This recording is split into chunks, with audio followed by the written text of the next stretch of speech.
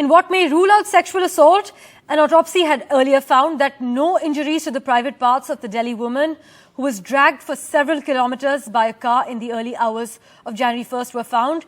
The autopsy report now also says all injuries produced by blunt force impact. The autopsy report adds that possible vehicular accident and dragging caused the injuries. The autopsy report highlights that there's been an injury to the head, the spine, lower limbs, and there's no injury suggestive of sexual assault.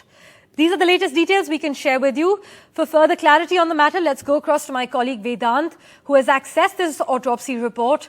Vedant, what details can you share with us currently from this autopsy report? Parmeshwar, as you rightly mentioned, the most important point is that it has ruled out the possibility of a sexual assault.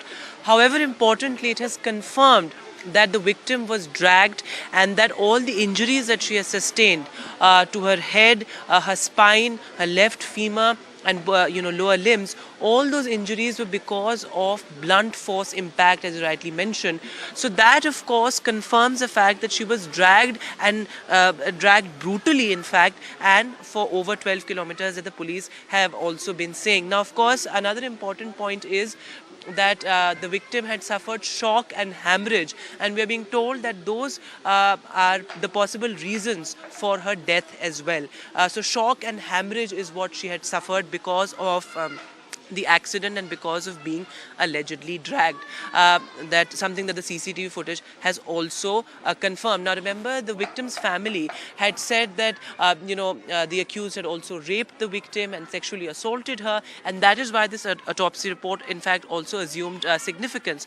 So now of course it has ruled out possibility of a sexual assault because no internal injuries on the private parts of the victim have been found. However, as I said, she sustained injuries and shock to the head, the spine, left femur and both the limbs. Now she also suffered hemorrhage. Now that is very important because as of now that was not reported, but the autopsy report has said that she suffered hemorrhage and that could be the possible reason for her death as well.